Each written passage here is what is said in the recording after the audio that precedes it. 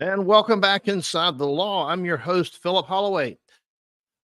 You may have been surprised to see this live stream pop up so quickly. And by the way, for those of you who are looking really close at this, maybe if you're a regular here inside the law, you might notice something is different behind me. Yes, I'm traveling. And if you've been watching the show recently, you'll know that I am in Florida for the meetup with Eric and Mark from America's Untold Stories, and of course, our good friend Viva Fry. So we are here. We are looking for, in fact, I'm meeting up with Eric just a little bit later on, and we are going to be talking a lot about you people. And maybe we'll record it.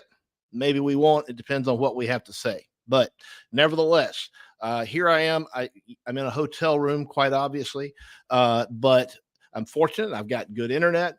I did Eric's show from here earlier today. He has a noon show called Laid Back Law. We talked all about lots of things, including defamation, Netflix. We talked about the Trump trial, Michael Cohen, a lot of the things that we've been talking about here recently inside the law. But this morning, I got this gem that hit my phone, and it looks like the divorce drama involving Nathan Wade, the former special prosecutor for Fani Willis in Fulton County, and his wife Jocelyn. You may remember back a few months ago when the entire Fani Willis thing really broke, and the fact of the affair and all this, we started also watching the divorce case that's pending between Mr. and Mrs. Wade in Cobb County, Georgia, which is next door to Fulton. And that was where the marital home was. You remember from the testimony in the disqualification hearing, there was testimony about cell phone data tracked Mr. Wade from his home in Cobb County down to the Love Shack condo in Hapeville, Georgia, where apparently Nathan was shacking up with Fani Willis, and that whole thing became just an entire separate thing in and of itself. But what it did, let's just say it caused a splash, and it created additional litigation in the context of the divorce case. Willis was even scheduled, she was subpoenaed and scheduled to have to give a deposition about the affair. She was able to, I guess, file motions to quash it and all this. She pushed back real hard. But then, if you remember, they reached a settlement before there came time for any hearings that would have required evidentiary hearings like testimony from Nathan Wade or even from Willis. They settled it. Well, I mean, what else is going to bring the parties to the bargaining table better than perhaps a lot of public pressure to get the thing settled? Because the last thing you want to do is have to testify more about this than you already are going to have to. All right, so they came to the bargaining table. They reached a settlement, but it wasn't a final settlement. Okay, at least in Georgia, when you have a pending divorce, a lot of things have to happen before you get a final divorce. You're still married, but you're going through the divorce process.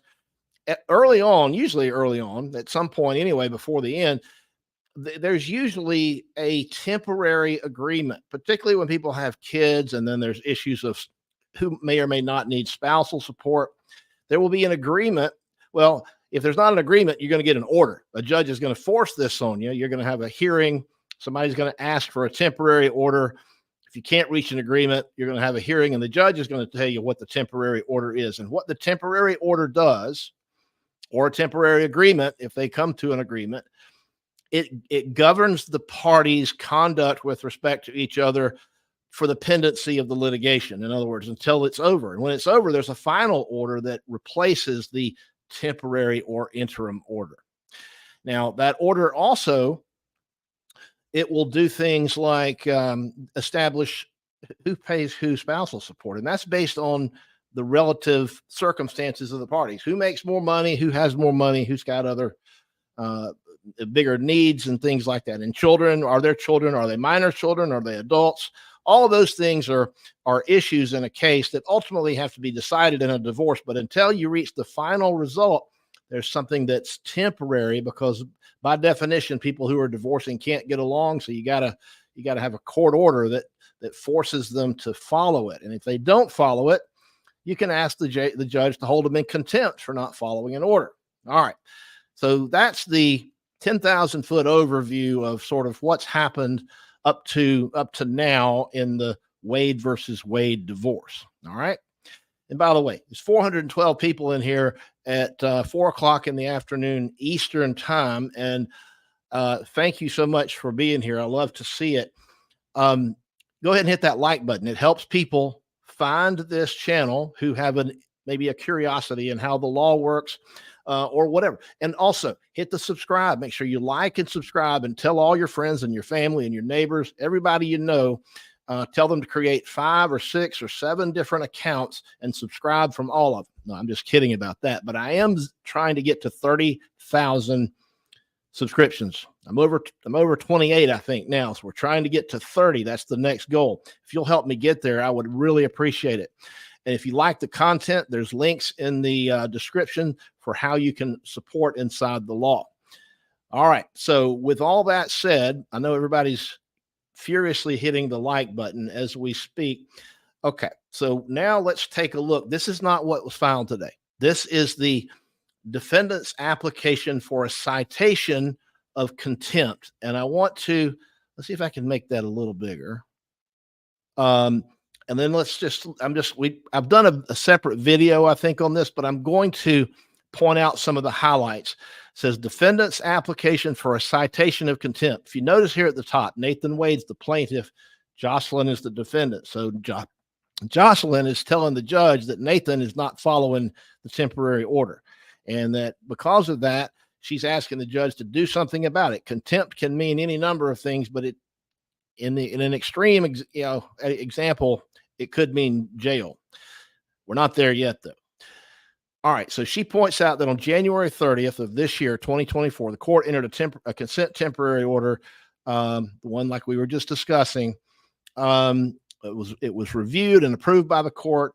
They agreed it would not be filed with the court, but that it would nevertheless be the order of the court. And they didn't file it because they don't want us to know what's in it, which is not, look, that's okay. It's not, when you have a high profile divorce, people don't want the general public knowing all of their business necessarily. So it's not uncommon sometimes for parties to agree that the contract or the order that the judge issues is not going to be public, but it became public later.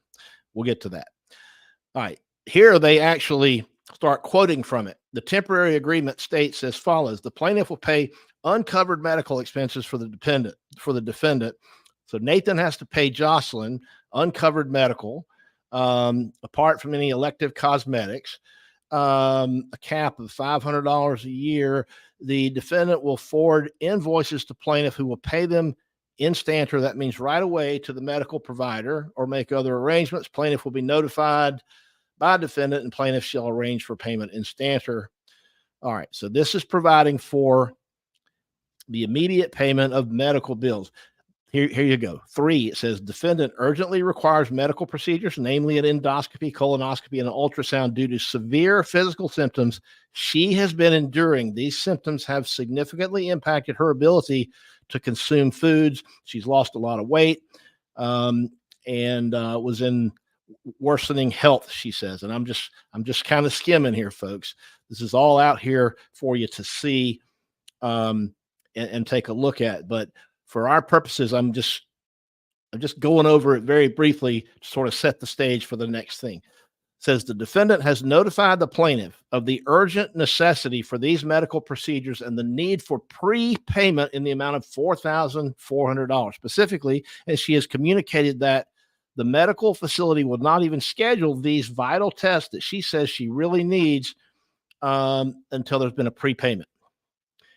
Despite a direct request, in other words, she called Nathan herself and asked him to do this. So despite a direct request and an additional demand between the lawyers, Plaintiff, that's Nathan, according to her, has failed and neglected to fulfill his obligation to do that. So he's not paying the medical bills she needs. Goes on to say, on the day immediately following the entry of the temporary order, the plaintiff, Nathan, informed the daughter, who's an upperclassman in college with hopes of entering medical school in the near future, that he would discontinue payment of her rent and living expenses, instructing her to, quote, get the money from your mother. It was noteworthy that the daughter's rent was due that very day. So Nathan, if you look, reading between the lines, Nathan had been supporting his adult daughter, as parents oftentimes do. Oftentimes voluntarily, right? It's just kind of part of being a parent. Sometimes you support your kids even after they are over 18 in many instances and in many ways. But he apparently, according to this, stopped and said, get the money from your mother. It's noteworthy that the daughter's rent was due that day, demonstrating the defendant's unwavering commitment to her children. She promptly covered the daughter's rent payment and has continued to do so every month thereafter, with the money that she receives in spousal support under the temporary order.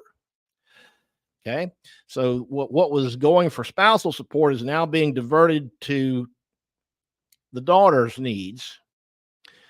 And it says the plaintiff has punitively reneged on his commitment to cover their daughter's MCAT expenses as well. The MCAT being the exam that you take.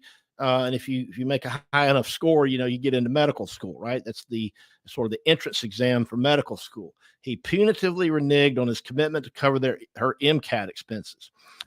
Moving on to the son, it says the son is currently in Europe pursuing a career as a professional soccer player. Now, those are those athletes. Professional soccer players are the most athletic people on the planet. Anyway, back to the law. Despite the plaintiff executing a verified affidavit to the country of Spain, affirming financial responsibility for his son's expenses for visa purposes. See, in Spain, unlike America, when they let foreigners come in, they got to make sure that the foreigners have a means of support and are not going to become dependent on the government of Spain to take care of them, to feed them and house them and clothe them and give them health care and everything else. So that's how Spain does it. He had to have a verified affidavit affirming financial responsibility for his son before they would even let him in Spain. He subsequently informed his son shortly after the temporary order was entered that he would no longer be providing support for him either, telling the son to, quote, get the money from your mother. In response, and unwilling to leave their son in a foreign country without support, the mother has been covering all of his expenses as well, including costs for the visa application, et cetera, et cetera. Plaintiff's sudden cessation of support for the party's children has placed the defendant in a dire financial situation, resulting in monthly income of less than $1,000. Additionally, defendant cannot currently work due to her health. As a consequence, she finds herself in a worse financial position than she was prior to the entry of the consent order. She acknowledges the court doesn't have jurisdiction over the expenses of the young adult children. However, she gives this information as context. Lastly, pursuant to the order, the plaintiff was to pay a total amount of $15,000 to Frazier Dieter, the firm employing the defendant's financial expert. It says plaintiff personally provided a cashier's check made payable to Frazier Dieter in the amount of $15,000. Defendant's counsel, who sent the same to Frazier Dieter by FedEx lost the package. And defendant's counsel requested plaintiff to have the plaintiff address it with the bank. So it says here, upon information and belief, what that means is a lawyer says, I've got a good faith basis for saying this. Plaintiff had one contact with the bank who wrote a letter saying that they did a, quote, deep dive and it would be 90 days before they could reissue the check. I thought you could just go cancel or stop payment on the check and get them to cut a new one. And even if you can't, if this is something that's, urgent, write another check and get the other one canceled later. But in any event, apparently there was nothing else done. It says plaintiff's multiple willful failures to comply with the terms of the temporary order constitutes contempt of court. So they go on asking for a hearing, attorney's fees, so on and so forth. All right. So this is what I offer you by way of background. All right. Before we move into today's filing, let's check in on the chat. I see that you guys are doing a lot of talking in here. A lot of it I'm not able to see. I will go back, by the way, and try to watch the live chat in the replay. Unless I've got to do any editing, the live chat will be something that I can go back and view. And I do enjoy reading the chat, looking through it, and seeing what people say to each other or things that they may say to me that I miss during the live stream. So I appreciate all of your comments. If you have a question, if you'll help me out, preface it by saying question and then ask your question. And that way, when I look over and see it, I'll see we've got a question. For example, obviously, S. Carr is saying happy Friday from Cobb County, and happy Friday to you. This, of course, being the county that we're talking about is Cobb County. It's where this litigation is going on. And then we have, obviously, I see you guys, like Sherry is making a comment here to the entire group. Oh, guess what? We've got Senior Chief is back with us. Senior Chief, all right. So last night I was with Eric Hunley and his wife, and Eric's also former military. He's in the Army. And we were talking about you, and I hope your ears weren't burning too much, but we were talking about you, and we were talking about, well, we didn't think that we could handle being, in a submarine and being claustrophobic. But anyway, Senior Chief spent an entire career, became senior enlisted non-commissioned officer in the U.S. Navy in the submarine service, and he is with us again. And thank you very much for the super chat. Always appreciated. That's what helps us continue to provide additional and new content for the channel. All right. Now, let me make one change here, and I want to add a different court filing. Let's say share screen. I'll go to these windows. All right. This should be the right one. Defendant's amended response. All right. So now, let me make this a little bigger for you guys. Hopefully you can see it. The defendant's amended response to plaintiff's emergency motion to modify consent temporary agreement and request for emergency hearing. So after the last filing that we just went over, around that time, Nathan Wade had said, look, Fannie Willis's money, the checks have been cut off. I'm not getting the checks anymore. My circumstances have materially changed, and therefore I'm asking the court to go ahead and modify and amend the temporary agreement because I'm making less money. Okay. So he called it an emergency motion. And so now he's amending his emergency motion. Okay. I'd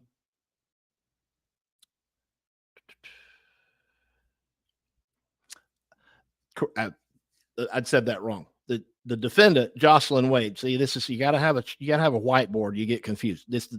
I keep thinking he's the defendant in this case. He's not. He's the plaintiff. So she is amending her response, and this is why it's so interesting. So apparently, by the way, here we have more lawyer talk where it says comes now. I mean, I don't know why lawyers can't just say, here's what's going on, and just write like in plain English, but I do it myself. I'm guilty of it. I don't understand why we do it this way, however. All right, so the defendant is amending her response to the plaintiff's emergency motion to modify the consent temporary order. And here's what, get into the meat of it. It says that on April 8th, plaintiff filed this emergency motion to modify the consent temporary agreement and request for emergency hearing. It's premised on the plaintiff's contentions that his resignation as a special assistant district attorney in Fulton County.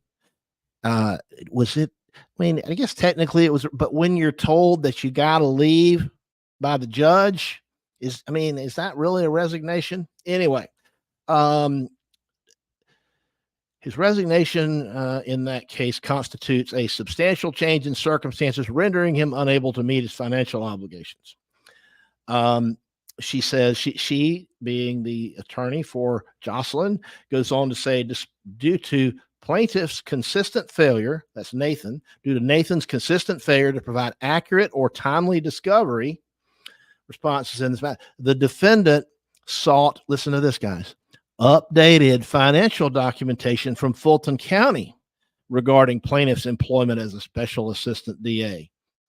The response provided to the defendant by the Fulton County chief financial officer revealed that the plaintiff was issued 2 checks dated 3 days before he filed his, quote, emergency motion to modify his support order. And these 2 checks totaled $53,000. So we have an additional $53,000 coming from Fannie Willis to Nathan Wade. And 3 days later, he files a pleading with the court saying that his financial condition has deteriorated to the point that he wants to get out of his support obligations. That's what that means. That's what that means, guys. $53,000 more dollars. And that was been this year. That was this year. That was like 2 months ago or something, right? So, and she says there appears to be no plausible explanation other than the plaintiff's deceitfulness. Deceitfulness. You know, I'm sensing a theme. There's nothing more powerful than the odor of mendacity. Anyway, I get distracted by that. There seems to be no plausible explanation other than deceitfulness, mendacity, to justify his pursuit of emergency relief, essentially alleging insolvency. Which, if you're insolvent, it means you're broke, completely broke. If you're insolvent, when in fact he had received $53,000 only 3 days before, as additional evidence of plaintiff's lack of candor and deceit towards this court. Deceit. There's nothing more powerful than the odor of mendacity. Deceit. I'm sensing a theme here. Is it just me, or do you guys sense a theme? By the way, if you hear anything, if you hear me say anything and you disagree with it, you think I'm full of crap, just put it in the comments. I want to see what you think about all this. Whether you agree with me, whether you don't agree with me, engage with the chat. And if you're watching this on replay, let me see what you have to say in the comments. And I do look at them a lot. It's kind of like one of the death scrolls. I tend to look through on my phone. I'm looking at the comments when I got spare time, and I will reply to a lot of them. And I like to see when you agree with me. I like to see when you disagree. I just want to hear what folks have to say and think about it. All right. Anyway, by the way, there's over 1,000 people in here now. Welcome. For those of you who weren't here in the beginning, we are going over the latest in the divorce drama between Jocelyn and Nathan Wade. And now Jocelyn is claiming that Nathan is lying to the court about some things. She's already asked the judge to hold him in contempt, which could possibly include throwing him in jail, but we're a long ways off from that. And so we're just going through what this latest is that's come out today. I mean, this thing has really heated up. I thought that it would have been settled by now, but apparently these folks are, particularly Jocelyn, she is digging and digging. Her lawyer, is contacting Fulton County and finding out, exactly what the situation is. How much money is he getting in all this? Additional evidence of plaintiff's lack of candor and deceit towards this court. Both checks and corresponding invoices to Fulton County pertain to work performed in October and November of 2023. Plaintiff did not resign until March 15th, 2024. Okay, so he's being paid for work from last fall, but he did not, quote unquote, resign until March. You know what she's getting at? If you know what she's getting at, and you hadn't read ahead on this document that I got on the screen, tell me in the chat where we're about to go with this, because this, what to me, is fascinating. All right. what she's getting at is there's more money coming from Fannie to Nathan. That's what this is coming to. All right. Plaintiff did not resign until March 15th, 2024. Thus, it is reasonable to infer that there are further outstanding payments due to plaintiff that likely have not been dispersed as of the current date. Attached here too are exhibits A, B, and C. A and B comprise checks from Fulton County made payable to plaintiff, accompanied by corresponding invoices detailing work performed. Exhibit C consists of plaintiff's resignation letter dated March 15th. Defendant, so in other words, she doesn't know yet, but she knows that he's been submitting invoices, and he's only been paid through like October of 2023. So yeah, there's probably a boatload of more money that's coming.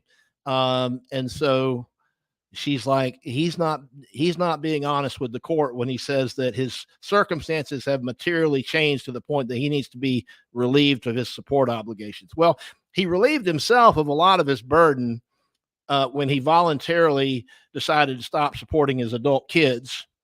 The one that's trying to get into medical school and the one pursuing a professional career in soccer over in Spain.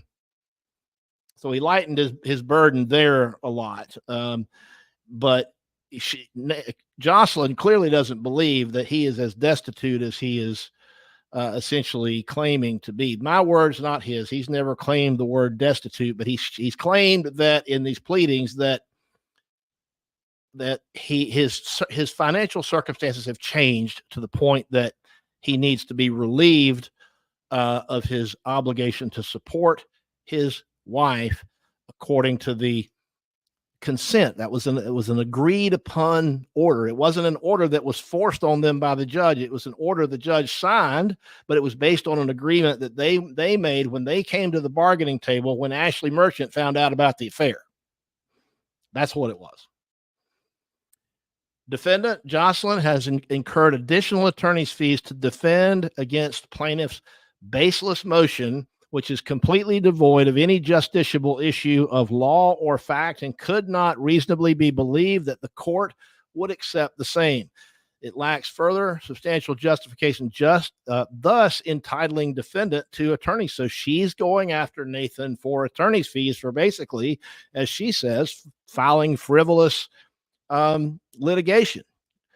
These motions that he's filing, she says, are frivolous. She says it's frivolous on its face because he's still being paid at least up through March. And he's still got outstanding monies owed to him, according to her, from Fannie Willis. And so I want to know what I wonder. I wonder if we are ever going to know exactly how much money she paid him up through the 15th of March. When Ashley Merchant filed her motion, it was over 600 something thousand, but that was as of a certain date that was well before the fall of 2023. So he continued to work on the case. And if his billing habits are any indication, he billed a lot for several more months. I'm guessing it's going to be closer to $1 million. If I had to guess, I'd say it's, 900,000. That would be my guess. I'm going to ask somebody who might know, probably as soon as we finish here. I'm going to start seeing what other people who know about these things think, but I would say it's pushing $1 million. All right. 1,351 people. If you all hit the like button right now, that will help other people who are interested in this subject matter, who are interested in the court system and the legal system. It'll help them find this channel. The more insiders we have, the better. Also, 1,363 people who are watching this live. Hopefully, you're all subscribers. And if you're not, just go ahead and subscribe. It doesn't cost you anything. And if you want to join as a member, that's great too. Because all the support, any support, helps me to continue to provide additional content like this. What we do here, for anyone who's new, is we use things that are in the news. Or things like this that we've all been following. We use actual stuff. And look here today, we're looking at pleadings. We do this so that people who aren't familiar with the real world court system, legal system, justice system, it will bring you inside the law so that you can see the world that I see in my career, having been doing this for, I don't know, 28 years or so. I'd have to do the math, but I want to share this world with you. So this is why we explore it. And if you subscribe, or if you know somebody else who's interested, have them subscribe, because that really helps the audience grow, helps the channel grow, and we can continue to bring additional content. I can't wait to see, when I go back and watch this replay, I can't wait to see the live chat. Cindy, I agree with you, Cindy. I think I'm brilliant too. No, I'm teasing, but I appreciate that. Look, this is look, I am not brilliant. This is just, this is really kind of ordinary stuff for me. It's not ordinary for you. So that's why I just try to share with you the way that I see things, which is not always right. Other people have other ways of looking at things, and you may disagree with me too. And I want you to tell me if you disagree. That the comments that are supportive are obviously nice to see, but the comments where people, hopefully you're going to disagree in a nice, polite way, but I want to hear what you have to say if you see it another way. So I do appreciate the comments and the thoughts. All right. Guess what I'm doing tonight? Okay. Eric Hunley and I, y'all know Eric? All right. We're going to, when Eric is going live in about an hour with Mark, they're doing their America's Untold Stories. And so as soon as I get through watching America's Untold Stories, I'm going to get with our friend Eric Hunley, and we're going to go see what kind of trouble we can get into down here in Florida. So if any of you know any bail bondsmen in this area, let me know, because we might need them. But in any event, I always appreciate seeing people come in here, particularly this time of day with very little notice. Before we go, I want to give you a very quick Fani Willis update. Okay. I did it the other day, and I'll give you the abridged version of that update right now. I think the President Trump has now filed. So he's, I think, the last defendant in the Fulton County RICO case. He has now filed his notice of appeal.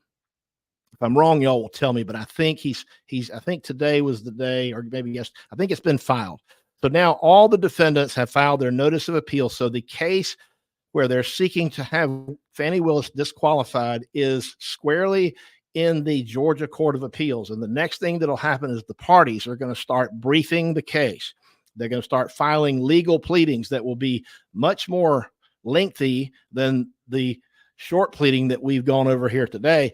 But guess what? We can come here inside the law, and we can go through them together, and we can read them, and we can digest them, and we can analyze them and talk about them almost in real time. And I promise you, as soon as I get my hands on any of them, we'll come in here. I'll do a stream, even if it's short notice, and we'll talk about it.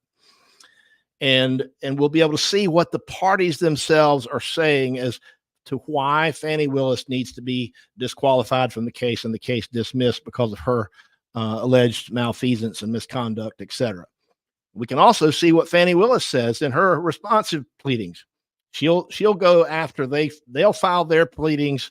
She'll file her briefings, and then we're going to see what we call amicus filings. You're going to have outsiders that want to inject their legal opinion. So you'll see lawyers filing what's called amicus curiae briefs, friends of the court briefs, alleging or asking the court to go one way or another. So we'll get to see some of that, I'm sure, as well. And in a couple of months, I'm guessing August, maybe July, but I'm thinking August, we're going to see the oral arguments take place, and it will be live streamed at the Court of Appeals, which is in downtown Atlanta. We can come here inside the law, and we can watch those together too. Bring your popcorn. That's going to be a good show. And then a few months after that, you're going to get the ruling from the Court of Appeals. And let's just say the ruling is to boot Fani from the case. Fani gets to appeal. She can ask the Georgia Supreme Court to put her back on the case, and vice versa. If the defendants lose and Fani is ordered that she's staying on the case, then they're called the appellants. That's the criminal. That's Trump and Roman. Those are the folks that are seeking her disqualification. They could appeal. So whoever loses at the Court of Appeals level can at least ask the Georgia Supreme Court to again to appeal the case. The Supreme Court doesn't have to take it. It's completely discretionary. But I think in a case like this, they might very well take it. There won't be a trial this year, not at all in this case. We've got a big election coming up next week. Judge McAfee will know at the end of next week if he's going to be a judge in Fulton County anymore. If he loses, he'll be a judge till the end of the year. If he doesn't lose, well, I got to show you this for those of you who missed it. If he loses, this is his challenger. Okay. Robert Patillo. And this is one of Robert Patillo's social media posts before he became a judicial candidate. This is a man who has very, very deep loathing for the criminal defendant in this case, Donald Trump. And so if Judge McAfee loses, that guy takes over Judge McAfee's caseload, including the Trump RICO case. How long will you think it's going to take before one of the parties files a motion to have him recused from the case? And unlike New York, judges don't get to hear those things for themselves. In Georgia, another judge has to decide that. So I imagine Patillo would be gone, but that's just a guess. It's going to be very interesting. Next week is the judicial elections in Georgia. We'll know more then. We'll come back here inside the law. We'll talk about that. But we have a lot of things happening still in the Georgia RICO case, the Fannie Willis disqualification, things involving a lot of drama, still a lot of drama that's left to happen, unfortunately, in this case. But nevertheless, we will be here inside the law every single step of the way with you. And to be honest with you, I didn't start this channel simply to talk about Fannie Willis and Nathan Wade and Donald Trump and all these things. This happens to be the case that's one of the cases that's hot right now. But we're going to talk about other things. In Georgia, we've got the Lake and Riley case, the murder over in Athens, Georgia. Soon enough, we're going to have Hunter Biden's going to have a couple of trials getting underway this summer. We can talk about those. We can talk about when it kicks off. You've got the Idaho murders of the students out there. And just off the top of my head, those are some big name things. And so we can talk about all of those cases, and we can try to see what we can learn about the real justice system from in the context of looking at all those things. Again, please hit that like button, subscribe, tell your friends, your neighbors, anybody that will listen to you, ask them to please subscribe if they have any interest in this whatsoever. And we want to try to get to 30,000. Thank you for the super chats. If you want to support the channel, there are links provided in the descriptions to all the shows. And check out any other shows. Go back and look at them again to refresh yourself to some of these issues, because I do that when I want to figure out what we've talked about before, refresh my memory. I'll look at other videos that we've done, live or otherwise, because it's hard to keep all this in your head. But anyway, with that, I'm going to say good afternoon and thank you guys, all of you, for being here. And I will see you back here next time inside the